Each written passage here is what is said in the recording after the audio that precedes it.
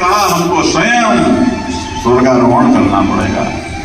अब देखो ये कथा भागवत में इस तरह से नहीं है, लेकिन इस प्रकारांतर सारी बातें लेकर के फिर चर्चा करनी पड़ती है। तो नारायण पांचों भाई और द्रौपदी परीक्षित को राजगद्दी देकर के चल पड़ते हैं। किधर के लिए चलते हैं? हिमालय के लिए चलते हैं। और हिमालय में इधर केदारनाथ की तरफ जाकर के और वो हिमालय में चढ़ना शुरू कर देते हैं। ध्यान देना, बड़ी मनोरंजक कथा है। हिमालय में बर्फ में चढ़ने लगे, क्या है? स्वर्गारोहण है। अब धीरे धीरे द्रौपदी गल गई, द्रौपदी गल गई। किसी ने नहीं देखा कि कोई उसे उठा रहा हो, कोई उठा के संभाल रहा हो, कुछ नहीं। हो गया खेल। जीवन का जो कर्तव्य धर्म था वो सारा का सारा निर्वाह हो गया। अब न हम न तुम, दफ्तर गुम। यह है विशेषता, ये धर्म की विशेषता। अब द्रौपदी गल गई, किसी ने पीछे मुड़ के देखा नहीं। और आगे गए सहदेव गल गए, और आगे गए नकुल गल गए, अर्जुन गल गए, और आगे गए भीम गल गए। किसी ने पीछे मुड़ के नहीं देखा, बस चलते जा रहे हैं।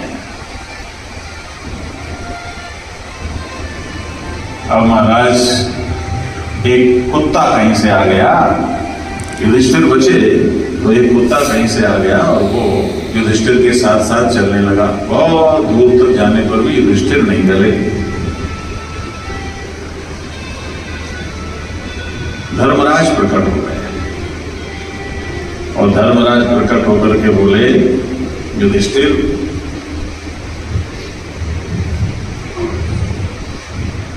आपने अपने सारे जीवन धर्म का आचरण किया है, इसलिए आपका गलना बड़ा मुश्किल है। इन लोगों से तो थोड़ी थोड़ी कहीं कोई त्रुटियां हुई होंगी, लेकिन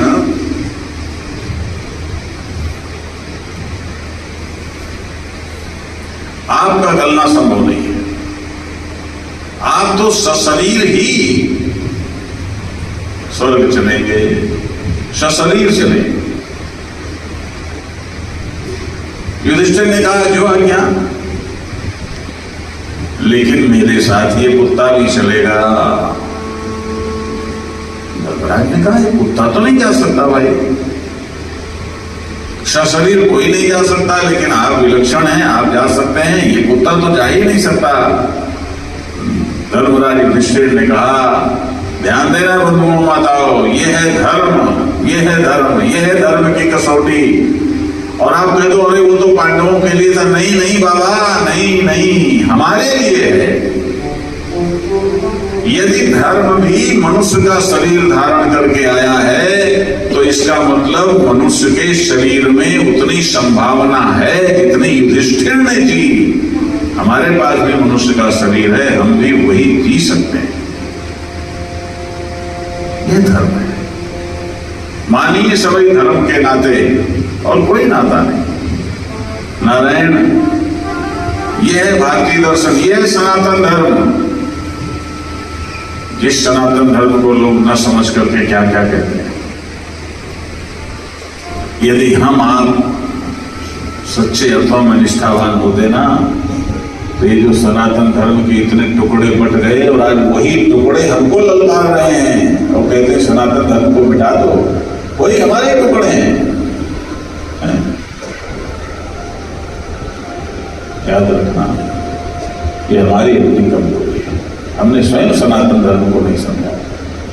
युधिष्ठिर कहते हैं कि मैं तो धर्म को मानने वाला हूं, मुझे स्वर्ग से वैकुंठ से कुछ भी लेना देना नहीं है। मिलता है मिले, जो होना है हो, उसकी कोई परवाह नहीं है। मैं तो केवल धर्म का आचरण करना अपना कर्तव्य समझता हूं। और धर्म ये कहता है कि जो 7 कदम भी अपने साथ चल ले उसका तिरस्कार नहीं करना चाहिए। और ये कुत्ता तो बहुत देर से मेरे साथ चल रहा है। देखो हमारे यहाँ जो विवाह पद्धति है ना, उसमें सप्तपदी होती है। 7 कदम पति पत्नी, एक कन्या और वर को 7 कदम चलाते हैं, 7 फेरे लेते हैं, 7 कदम चलाते हैं, मानते हैं साथी हो गए, जीवन साथी हो गए, है ना।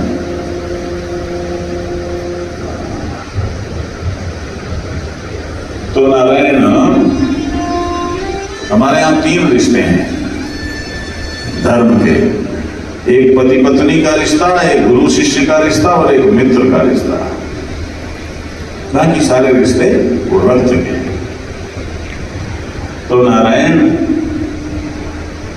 युधिष्ठिर कहते हैं ये 7 कदम चले उसका तिरस्कार नहीं करना चाहिए, तो जाने कब से मेरे साथ चल रहा है। तो धर्मराज ने कहा, वो जो दिव्य पुरुष वहां प्रकट थे, उन्होंने कहा युधिष्ठिर समझ में नहीं आता तुम कैसे व्यक्ति हो। अरे ये तुम्हारी पत्नी द्रौपदी गल गई, तुमने उसकी तरफ मुंह घुमा के नहीं देखा। तुम्हारे चारों भाई गल गए, तुमने उनकी तरफ भी मुड़ करके नहीं देखा। और अब इस कुत्ते के लिए कह रहे हो कि तुम स्वर्ग वैकुंठ कुछ भी हो तुम उसका त्याग कर दोगे, मतलब क्या है। युधिष्ठिर ने कहा मतलब यही है कि मेरे लिए चाहे पत्नी हो, चाहे भाई हो, चाहे कुत्ता हो, सब समान है। यदि ये कुत्ता भी गल जाए तो भी मैं इसकी तरफ नहीं देखूंगा, और यदि मेरे भाई या द्रौपदी भी होती तो उसके बिना भी मैं नहीं कहीं भी जाता।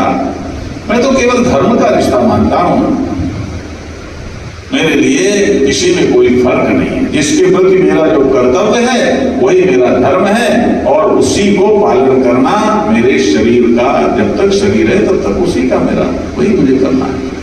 उसके लिए कुछ भी छोड़ना पड़े, कुछ भी करना पड़े, उससे कोई मतलब नहीं, मैं कोई गणित नहीं लगाता। अब तो महाराज जब युधिष्ठिर ने ऐसा कहा तो कुत्ता भी गायब हो गया, और दिव्य पुरुष धर्मराज जी थे, दिव्य व्यक्तित्व लेकर प्रकट हुए थे, वह भी गायब हो गया, और वहां साक्षात धर्मराज प्रकट हो गए। और धर्मराज ने युधिष्ठिर को अपने आप में समाहित कर लिया। बोलो